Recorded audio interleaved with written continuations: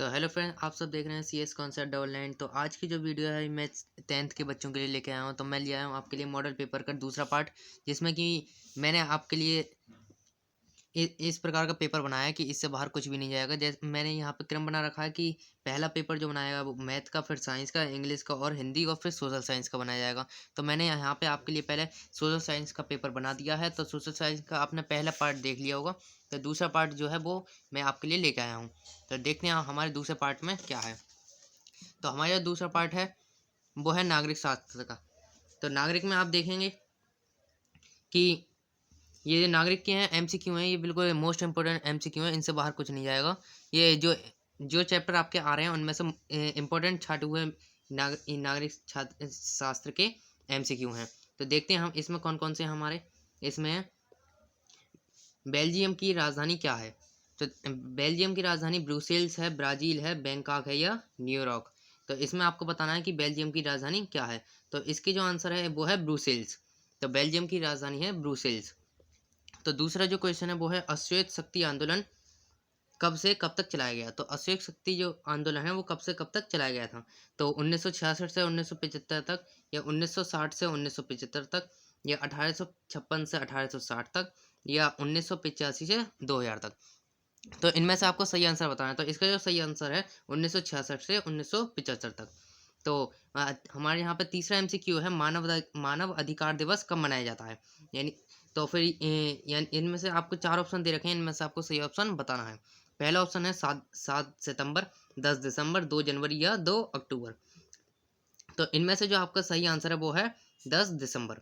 ठीक है फ्रेंड्स। तो श्रीलंका एक देश है, यानी श्रीलंका जो है वो किस टाइप का देश है, यानी प्रायद्वीप है, द्वीप है, सीमांत है या प्रांतीय है। तो जो श्रीलंका है वो है द्वीप, यानी जो चारों ओर से जल से घिरा होता है उसे द्वीप कहते हैं, और जो तीनों ओर से जल से घिरा होता है उसे प्रायद्वीप कहते हैं। और यहाँ पे कानूनों का पुस्तक, यानी कानूनों का, जिसमें कानूनों के संग्रह को लिखा गया है, यानी जिसमें कानून रखे गए हैं उसको क्या कहते हैं। उसे दस्तावेज कहेंगे जिसमें कानून लिखे गए हैं, नियमावली कहेंगे, संविधान कहेंगे या न्यायिक संग्रह कहेंगे। तो उसे कहेंगे संविधान। जिसमें कानूनों की जितनी भी जानकारी है वो सब लिखी हुई है उसे कहेंगे संविधान। तो यहाँ पे जो है हमारा छठा क्वेश्चन है श्रीलंका की राजभाषा है। श्रीलंका की राजभाषा क्या है। सिंहली, सिल्हई, हिंदी या लंकेश्वर। तो इनमें से आपको बताना कौन सा है। तो इसमें से है सिंहली। तो यहाँ पे ये जो 6 MCQ थे जो कि MCQ हैं, यानी कि मोस्ट इंपोर्टेंट MCQ हैंगे। तो इसमें आपने देख लिया ब्राज़ील की राजधानी, अश्वेत शक्ति आंदोलन कब चलाया गया है, और मानवाधिकार दिवस, और श्रीलंका है, ये द्वीप है, और कानून के, यानी जहाँ पे कानून लिखे गए हैं, जो कानूनों का संग्रह है उसको क्या कहते हैं, और यहाँ पे श्रीलंका की राजधानी यानी राजभाषा क्या है। तो ये हो गए MCQ। अब हम देखते हैं अपने वेरी शॉर्ट क्वेश्चन की तरफ। तो ये हम आ चुके हैं वेरी शॉर्ट क्वेश्चन की तरफ। तो यहाँ पे मैंने आपके लिए सिर्फ पेपर ही बनाया है, जैसे कि अगर मैं उनके आंसर भी लिखता तो वीडियो बहुत बहुत लॉन्ग हो जाती। तो इसलिए मैंने आपके लिए सिर्फ क्वेश्चन बनाए हैं। जैसे कि आपने अपनी तैयारी पूरी कर ली होगी हाई स्कूल की तैयारी के लिए, ये नहीं करी है तो आप अब कर रहे होंगे, तो आप ये क्वेश्चन जो है ना सॉल्व करके देखना, और आपको पता चल जाएगी कि आपकी कितनी तैयारी हैगी। तो देखते हैं यहाँ पे पहला जो क्वेश्चन है, गृह युद्ध से आप क्या समझते हैं, यानी गृह युद्ध से क्या तात्पर्य है। और दूसरा क्वेश्चन है यहाँ पे सत्ता की साझेदारी किसे कहते हैं। ये सत्ता की साझेदारी के चैप्टर से ही है। आपको एक चीज़ बता दूं, जिस नाम से जो चैप्टर है उस चैप्टर का नाम पे परिभाषा जरूर आती है, नाम पे क्वेश्चन जरूर पूछे जाते हैं, इसलिए आपको चैप्टर का नाम की गहराई तक जाना होगा। तो सत्ता की साझेदारी किसे कहते हैं। और तीसरा क्वेश्चन है संघीय शासन व्यवस्था से क्या तात्पर्य है। और चौथा क्वेश्चन है यहाँ पे रंगभेद से क्या तात्पर्य है। ये जैसे कि जो अमेरिका में हुआ था रंगभेद नीति, रंगभेद हुआ था है, तो उससे क्या तात्पर्य है। और यहाँ पे पांचवा क्वेश्चन है धर्मनिरपेक्षता से आप क्या समझते हैं। यहाँ पे धर्मनिरपेक्षता से आप क्या समझते हैं। और ये छठा क्वेश्चन है लोकतंत्र में सबसे बड़ी चिंता की बात क्या है, यानी लोकतंत्र जो है उसके सामने सबसे बड़ी चुनौती कौन सी है, यह चिंता क्या है। तो फिर ये हो गए आपके 6 MCQ हो गए, जो कि आपके लिए 2 नंबर के आते हैं, और इसमें आपको कम से कम 2 लाइन का लिखना होता है, ताकि वहाँ पे आपको पूरे नंबर मिल जाएं। तो ये हो गए हमारे 6 वेरी शॉर्ट क्वेश्चन। तो अब हम आते हैं अपने लघुत्तरी क्वेश्चन यानी लॉन्ग क्वेश्चन की तरफ। तो देखते हैं हमें लघुत्तरी क्वेश्चन क्या क्या है। इनमें है सत्ता की साझेदारी क्यों आवश्यक है। देखिए यहाँ पे जो शॉर्ट क्वेश्चन में आ गया था सत्ता की साझेदारी क्या है, और यहाँ आ गया है सत्ता की साझेदारी क्यों आवश्यक है। ये अब अगर आना चाहे तो ये एक लॉन्ग क्वेश्चन भी बन के आ सकता है कि सत्ता की साझेदारी से आप क्या समझते हैं, इसका हमारे देश में क्या उपयोग है। अब इस प्रकार से आपका लॉन्ग क्वेश्चन आ सकता है 6-7 नंबर का, इस जिसको आप पूरी तरह तैयार कर लेना। अगर आप शॉर्ट तैयार कर लेते हैं तो आपके लॉन्ग तैयार हो जाएंगे, और अगर आप लॉन्ग तैयार कर लेते हैं तो आपके शॉर्ट तैयार हो जाएंगे। तो मैं तो ये सलाह दूंगा आप लॉन्ग तैयार कर लें, कि लॉन्ग में से शॉर्ट आसानी से बन जाते हैं। तो फिर यहाँ पे ये जो लघुत्तरीय क्वेश्चन का पहला है, सत्ता की साझेदारी क्यों आवश्यक है। और यहाँ पे जो दूसरा क्वेश्चन है वो है संघवाद क्या है, इसकी प्रमुख विशेषताओं का वर्णन कीजिए। यानी संघवाद के बारे में आपको लिखना है, और इसकी जो प्रमुख विशेषताएं हैं, यानी कि इनमें से कम आपको 5 प्रमुख विशेषताएं लिखनी है, क्योंकि ये लघुत्तरीय क्वेश्चन है और ये लघुत्तरीय क्वेश्चन आपका 4 नंबर का आता है। ठीक है फ्रेंड, तो यानी संघवाद क्या है और इसकी प्रमुख विशेषताएं लिखें। यहाँ पे तीसरा क्वेश्चन, नागरिक अधिकार आंदोलन कब, क्यों और किसने आरंभ किया। यानी जो नागरिक अधिकार आंदोलन था, यानी वो कहाँ चलाया गया और क्यों चलाया गया और किसने आरंभ किया।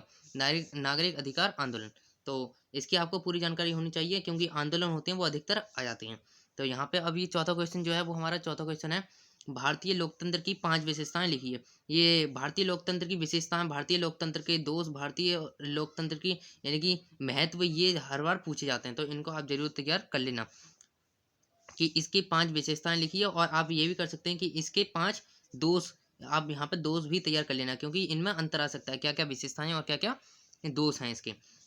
ठीक है फ्रेंड्स, और हमारे यहाँ पांचवा क्वेश्चन है, प्रत्यक्ष प्रत्यक्ष व अप्रत्यक्ष लोकतंत्र में अंतर स्पष्ट कीजिए। यानी प्रत्यक्ष लोकतंत्र क्या होता है, अप्रत्यक्ष लोकतंत्र क्या होता है।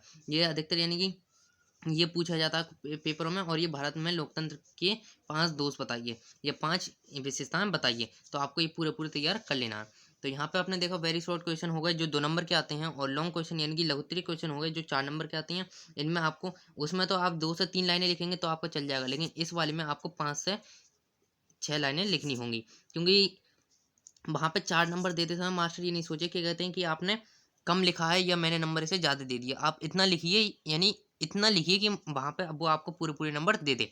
तो आपको कम से कम 5 से 6 लाइनें लिखनी होंगी 4 नंबर लेने के लिए। अगर आप इससे कम में ही संतुष्ट हैं तो आप 3 लाइन में भी गुजारा कर सकते हैं। तो अब हम देखते हैं, अब हम आते हैं वेरी लॉन्ग क्वेश्चन की तरफ।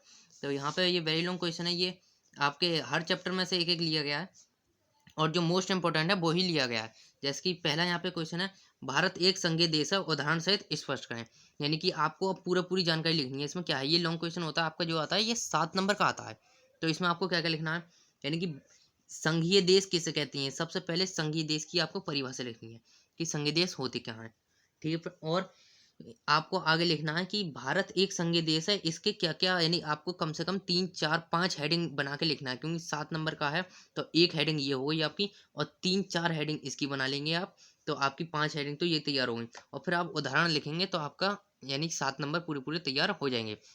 तो यहाँ पे आप लिखेंगे जैसे कि संघीय देश क्या होती हैं, और उसके बाद में लिखेंगे कि भारत संघीय देश क्यों है, इसकी परिभा आपको कारण लिखने होंगे, और फिर इसके उदाहरण भी लिख देंगे। तो यहाँ पे हम दूसरा क्वेश्चन देखते हैं, सामाजिक भेदभाव से क्या आशय है, इसके 3 मुख्य कारण बताइए, इसे समाप्त करने का भी उपाय बताइए। यानी कि सामाजिक भेदभाव से क्या आशय है, आपको लिखना होगा सामाजिक भेदभाव किसे कहते हैं, यानी सामाजिक भेदभाव क्या है, और इसके जो 3 कारण हैं, यानी ये किस कारण से उभरा है, या इसने किस किस कारणों पर सामाजिक भेदभाव किया जाता है, ये आपको बताना है यहाँ। और इसे समाप्त करने के यानी एक उपाय लिखिए, लेकिन आप यहाँ पे 2 उपाय तैयार कर लेना, क्योंकि अगर आप एक उपाय भूल भी जाएंगे तो दूसरा उपाय आपको पूरी तरह याद रह जाएगा। क्योंकि अगर हम 2 चीज़ें याद कर रहे हैं तो उनमें से हमें एक चीज़ याद रहती है। जैसे कि अगर हमारा टारगेट यहाँ पे, अगर हम 100% का टारगेट लेके चलते हैं तो ही हम 95% तक पहुँच पाते हैं, और अगर हम लेके ही 95 या 85% का चलेंगे तो हम 70 पे रह जाएंगे। अगर 85 का लेंगे तो 70 पे रह जाएंगे, और 95 का लेंगे तो 85 पे रह जाएंगे, क्योंकि 5-10% का अंतर होता है। क्योंकि वहाँ पे हम लिखते समय हम अधिकतर चीज़ें हमारे दिमाग से उड़ जाती हैं, तो उन्हें हमें ध्यान में रखने के लिए हमें ज़्यादा पढ़ना होगा। और ज़्यादा वहाँ पे आता क्या है, वहाँ पे MI ही क्वेश्चन आते हैं, यानी कि जो मोस्ट इंपॉर्टेंट है, और जो आप छोड़ेंगे वो ही वहाँ पेपर में आपको मिल जाएगा। इसलिए आपको सारी चीज़ें पढ़नी है, और पढ़ना क्या है वो मैं आपको बताता रहूँगा आपको क्या पढ़ना है। आपको MI ही क्वेश्चन पढ़ने हैं, यानी मोस्ट इंपॉर्टेंट क्वेश्चन ही पढ़ने हैं। तो यहाँ पे हम देखते हैं हमारा जो तीसरा क्वेश्चन है वो क्या है।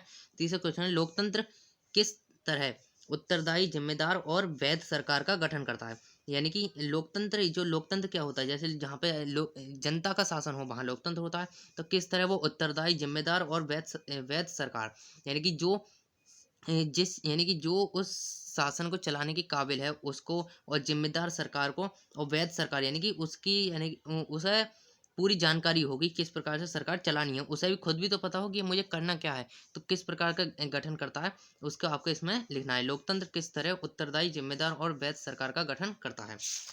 तो यहाँ पे हम चौथे क्वेश्चन की तरफ आते हैं।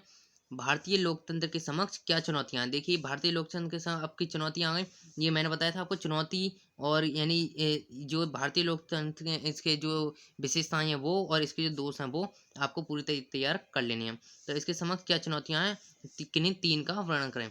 तो तीन की आपको पहले चुनौती क्या होती है, यानी क्या क्या चुनौती होती है लोकतंत्र के समय, लोकतंत्र किसे कहते हैं, आपको ये जानकारी लिखनी होगी। और क्या चुनौती है उसके लिए आपको कम से कम 3 से 4 हेडिंग बनानी होंगी, क्योंकि ये 7 नंबर में जो लॉन्ग क्वेश्चन आता है तो वहाँ पे ऐसा तो है नहीं कि मास्टर सिर्फ देखेगा बच्चे ने लिखा है और आपको एकदम 7 नंबर दे के आगे कर देगा। लेकिन वहाँ पे 7 नंबर से 7 नंबर मिलना बहुत मुश्किल होता है, इसलिए आपको पूरी जानकारी लिखनी होगी कि वो आपको कम से कम 6 नंबर तो दे। तो हमारा जो 5वां क्वेश्चन है वो है, लोकतंत्र से आप क्या समझते हैं, लोकतंत्र के गुणों का वर्णन कीजिए।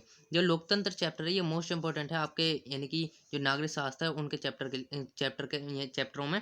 तो लोकतंत्र से आप क्या समझते हैं, इसमें आपको परिभाषा लिखनी है और लोकतंत्र के गुणों का वर्णन कीजिए। तो लोकतंत्र के आपको गुण का वर्णन तो करेंगे, लेकिन आप थोड़ी जानकारी बढ़ाने के लिए वहां लिख देना कि इसके कुछ दोष भी हैं। क्या दोष हैं, जैसे दोष हों तो आपको अगर याद हो तो दोष लिख देना आपको, अगर दोष याद नहीं है तो आप उन्हें मत लिखना। तो लोकतंत्र के गुणों का वर्णन कीजिए। तो यहाँ पे हमने देख लिए वेरी लॉन्ग क्वेश्चन जो कि 7 नंबर के आते हैं, और ये आपके लिए सिर्फ 5 ही वेरी लॉन्ग हैं, यानी कि मोस्ट इंपॉर्टेंट हैं, जिनको आप पूरी तैयार कर लेना। तो अब हम आते हैं अपने अर्थशास्त्र के मॉडल पेपर की तरफ। तो जो हमारा अर्थशास्त्र का मॉडल पेपर है वो इसके जो एमसीक्यू हैं वो आपके सामने हैं। तो आपको इन्हें पूरा पूरा तैयार कर लेना है। तो यहाँ पे हम देखते हैं, यानी इससे बाहर आपका कुछ भी नहीं आएगा, ये पूरी गारंटी है। जैसे निम्न में से किस राज्य में प्रति व्यक्ति आय सर्वाधिक है, यानी प्रति व्यक्ति आय जहाँ पे, यानी वहाँ की अर्थव्यवस्था सबसे ज़्यादा अच्छी है, यानी कि वहाँ पे प्रति व्यक्ति आय, एक व्यक्ति द्वारा कमाई जाने वाली आय सबसे अच्छी है। कौन सी अच्छी, किस में, यानी कौन सी जगह है ऐसी, हरियाणा, बिहार या राजस्थान या मेघालय। तो अधिकतर बच्चे सोचेंगे कि इसका जो आंसर है वो है बिहार, लेकिन वो बिहार नहीं है, वो है हरियाणा। हरियाणा के प्रति व्यक्ति आय सर्वाधिक हैगी, यानी प्रति व्यक्ति आय सर्वाधिक है वहाँ की। और महात्मा गांधी राष्ट्रीय ग्रामीण रोजगार गारंटी एक्ट किस वर्ष चलाई गई? महात्मा गांधी राष्ट्रीय ग्रामीण रोजगार गारंटी एक्ट किस वर्ष चलाई गई? 2008 में, 2010 में, 2005 में या 2020 में? तो इनमें से आपको सही आंसर लगाना, तो इसका आंसर है 2005 में। ठीक है फ्रेंड्स, तो हम बढ़ते हैं अपने अगले क्वेश्चन की तरफ। तो अगला एमसीक्यू है हमारे यहाँ पे, विश्व व्यापार संगठन की स्थापना कब हुई? 1 जनवरी 1993, 1 जनवरी 1995, 1 जनवरी 1990 और या 12 जनवरी 2001। तो इनमें से आपको सही आंसर लगाना है यहाँ पे आपका। तो यहाँ पे जो आपका सही आंसर है वो है 1 जनवरी 1995, यानी हुई जनवरी में। देखो यहाँ भी जनवरी, यहाँ भी जनवरी और यहाँ भी जनवरी और ये भी जनवरी है, लेकिन एक एक जनवरी ये देखिए यहाँ पे कॉमन है, यहाँ कॉमन है, लेकिन क्या अंतर है, ये हुई है 1995 में। ये 1993 जो है ये आपका गलत है, 1990 जो ये गलत है, और ये 2001 भी गलत है, 1995। तो हमारे जो अगला क्वेश्चन है वो देखते हैं, भारत में उपभोक्ता संरक्षण अधिनियम कब पारित किया गया? भारत में उपभोक्ता संरक्षण अधिनियम कब पारित किया गया? 1982 को, 1984 को, 1985 को या 1986 को? तो इनमें से आपको सही आंसर लगाना है। तो इसका जो आपको सही आंसर है वो है 1986 में। तो जो भारत में उपभोक्ता संरक्षण अधिनियम पारित किया गया था वो किया गया था 1986 को। तो यहाँ पे देखते हैं हम यानी 5वां क्वेश्चन जो है, उपभोक्ता दिवस कब मनाया जाता है? उपभोक्ता दिवस कब मनाया जाता है? 24 दिसंबर या 28 दिसंबर, 1 जनवरी या 26 जनवरी? तो इनमें से आपको सही आंसर लगाना। तो इसका जो सही आंसर है वो है 24 दिसंबर। ठीक है फ्रेंड्स, तो अब हम देखते हैं हमारे शॉर्ट क्वेश्चन की तरफ। तो ये जो है एमसीक्यू, ये आपके लिए मोस्ट इंपोर्टेंट एमसीक्यू आ गए हैं अर्थशास्त्र के। तो देखते हैं हम अपने जो हमारे जो वेरी शॉर्ट क्वेश्चन है वो कौन कौन से हैं। तो हम देखते हैं वेरी शॉर्ट क्वेश्चन हमारे कौन कौन से हैं। तो वेरी शॉर्ट क्वेश्चन जो है ये आपके लिए 5 लाए हैं, जो एमआई क्वेश्चन है, यानी कि मोस्ट इंपोर्टेंट क्वेश्चन है। तो देखते हैं यहाँ पे वेरी शॉर्ट क्वेश्चन, शिशु मृत्यु दर से आप क्या समझते हैं? तो यहाँ पे ये मोस्ट इंपोर्टेंट क्वेश्चन है, शिशु मृत्यु दर से आप क्या समझते हैं? दूसरा क्वेश्चन है, बेरोजगारी से क्या तात्पर्य है? यानी बेरोजगारी किसे कहते हैं ये आपको लिखना है। और यहाँ पे उदारीकरण क्या है, यहाँ पे आपको परिभाषा लिखनी है। और कोपरा कानून क्या है? जो कोपरा कानून है वो, यानी जो कानून है वो क्या है और उसके बारे में आपको पूरी जानकारी लिखनी है। उपभोक्ता किसे कहते हैं, यानी जो अभी पीछे आया था उपभोक्ता जो दिवस है वो कब मनाया जाता है, वो बनाया था आपको 24 दिसंबर को, तो वो क्या है, तो उपभोक्ता किसे कहते हैं, इसमें आपको जानकारी लिखनी है। तो आपको कम से कम 2 लाइनों को लिखना है, ये 2 नंबर के आती हैं, क्योंकि 2 लाइनों से ज़्यादा कोई इसमें से बड़ा है नहीं क्वेश्चन। ठीक है फ्रेंड, तो अब हम देखते हैं अपने लॉन्ग क्वेश्चन की तरफ, यानी कि लघुत्तरी प्रश्न की तरफ। तो इसमें हमारा जो पहला क्वेश्चन है वो है, एक विकसित देश की क्या विशेषताएं हैं, स्पष्ट करें। यानी कि अगर कोई देश विकसित है तो उसकी विशेषताएं क्या क्या हैं, क्या क्या कारण है उसमें कि वो विशेष, यानी कि एक विकसित देश है, और विकसित और विकासशील में अंतर क्या है वो आपको तैयार कर लेना। तो विकसित देश की क्या विशेषताएं हैं, उसमें ऐसा क्या क्या गुण है कि वो विकासशील या अन्य देशों से विकसित है। ठीक है फ्रेंड, तो यहाँ पे आपको पूरा स्पष्ट करना है। तो दूसरा क्वेश्चन है, देश के आर्थिक विकास में सार्वजनिक क्षेत्र के योगदान पर एक टिप्पणी लिखें। यानी देश का जो आर्थिक विकास होता है, यानी जो आर्थिक विकास यानी कि जो इनकम होती है उसमें सार्वजनिक क्षेत्र यानी सरकारी जमीन और ये जो जितनी भी जगह होती है उससे उसका योगदान क्या है, उसके ऊपर आपको एक टिप्पणी लिखनी है, जो कि 4 नंबर के आते हैं आपको। तो आपको कम से कम 5 6 लाइनें लिखनी होंगी। तो यहाँ पे जो तीसरा क्वेश्चन है वो है, वैश्वीकरण से आप क्या समझती हैं, इसका इसका कोई एक लाभ बताइए। तो वैश्वीकरण से आपके समझते हैं, वैश्वीकरण की यहाँ पे परिभाषा लिखनी है आपको, और इससे होने वाला लाभ भी आपको बताना है कि इससे लाभ क्या होता है और वैश्वीकरण किसे कहते हैं। तो यहाँ पे हमारा जो चौथा क्वेश्चन है वो है, उपभोक्ता सुरक्षा अधिनियम 1986 के निर्माण की जरूरत क्यों पड़ी। यानी अभी यहाँ पे उपभोक्ता सुरक्षा जो अधिनियम है वो यानी कि 1986 में पारित हुआ। तो 1986 यानी उपभोक्ता सुरक्षा अधिनियम की जरूरत क्यों पड़ी, इसको आपको जानकारी पूरी पूरी लिखनी है। और यहाँ पे हमारा 5वां क्वेश्चन है, विदेशी व्यापार से आप क्या समझते हैं, इसके लाभों का वर्णन कीजिए। यानी विदेशी व्यापार जो होते हैं विदेशी व्यापार किसे कहते हैं, जो विदेशों से व्यापार हो वही विदेशी व्यापार है। लेकिन इसको आपको एक लाइन में तो सिमटाना नहीं है ये, क्योंकि 4 नंबर का आएगा। तो आपको यहाँ पे पूरी पूरी जानकारी इसकी लिखनी है, यानी परिभाषा लिखना है, व्यापार किसे कहते हैं, विदेशी व्यापार कौन से होती हैं, और जितने भी व्यापार व्यापार हैं उनको आपको लिखना है, और इसके लाभ लिखने हैं, विदेशी व्यापार से होने वाले लाभ। तो यहाँ पे देख सकते हैं आप, लघुत्तरी क्वेश्चन हो गए और यहाँ पे वेरी शॉर्ट क्वेश्चन हो गए। तो अब हम आते हैं अपने लॉन्ग क्वेश्चन की तरफ। तो यहाँ पे जो हमारे लॉन्ग क्वेश्चन है, तो जो पहला लॉन्ग क्वेश्चन है, भारत में उपभोक्ता आंदोलन का आरंभ करने के लिए उत्तरदायी कारणों की व्याख्या करें। यानी कि भारत में जो उपभोक्ता आंदोलन है वो आरंभ क्यों हुआ, वो ऐसे क्या क्या कारण बने जिनके कारण उपभोक्ता आंदोलन प्रारंभ हुआ। तो यहाँ पे आपको ये जो वेरी लॉन्ग क्वेश्चन है, यानी कि ये आपको आता है 7 नंबर का। तो इसको आपको पूरी पूरी जानकारी लिखनी है, पूरी ये जितनी भी स्टोरी है वो आपको सारी लिखनी होगी। इसमें कम से कम आपको 2 से ढाई पेज का लिखना है, क्योंकि 7 नंबर का है। तो आपको अधिकतर जानकारी जितनी हो सके जानकारी उतनी आपको जानकारी लिखनी होगी। और आप लिखने की तैयारी बिल्कुल रखना कि वहाँ पर टाइम की कमी ना पड़े। और यहाँ पे ये दूसरा क्वेश्चन है, विकसित देश से आप क्या समझती हैं, इनकी 3 प्रमुख विशेषताओं का वर्णन कीजिए। देखिए ये जो क्वेश्चन है ये अभी पीछे भी आया था, वो लघुत्तरीय में था, और यहाँ पे लेकिन 3 प्रमुख विशेषताओं का वर्णन कहा है। अगर आप इसे तैयार कर लेते हैं तो वो आपका ऑटोमेटिक तैयार हो जाएगा। तो यहाँ पे तीसरा क्वेश्चन है, प्राथमिक द्वितीयक तथा तृतीयक क्षेत्रक में अंतर लिखिए। यानी प्राथमिक और द्वितीयक तृतीयक क्षेत्रक में अंतर आपको बताने हैं। यहाँ पे आपको अंतर जो है पूरी पूरी, यानी प्राथमिक क्षेत्र किसे कहते हैं, द्वितीयक क्षेत्र और तृतीयक क्षेत्र किसे कहते हैं, और फिर इनमें अंतर आपको लिखनी है। और यहाँ पे हमारे जो चौथा क्वेश्चन है वो है, भारत में विदेशी व्यापार के 3 यानी भारत में के जो विदेशी व्यापार होता है उसके 3 लाभ बताइए। 3 विशेषताओं को वर्णन करना है, हमें पूरी व्याख्या करनी है इसकी।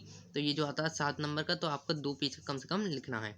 तो यहाँ पे जो हमारा 5वां क्वेश्चन है वो उपभोक्ता के अधिकारों का वर्णन कीजिए। यानी उपभोक्ता किसे कहते हैं आपको ये लिखना है, और उपभोक्ता के अधिकार क्या क्या होते हैं ये आपको पूरी जानकारी लिखनी है। ठीक है फ्रेंड्स, तो ये हो गए हमारे, यहाँ पे हमारा पूरा हो गया पार्ट 2। तो अब मैं एक चीज़ बता दूं कि जैसे ये जो सोशल साइंस का है ये मैंने आपको मॉडल पेपर बना के दे दिया है। अब मैं अगला जो मॉडल पेपर लाऊंगा वो लाऊंगा हिंदी का। ठीक है फ्रेंड्स, तो हिंदी का जो मॉडल पेपर आएगा वो इस वीडियो के बाद आ जाएगा, इसलिए आप चैनल को लाइक करना और सब्सक्राइब करके रखना CS Concept 99 को।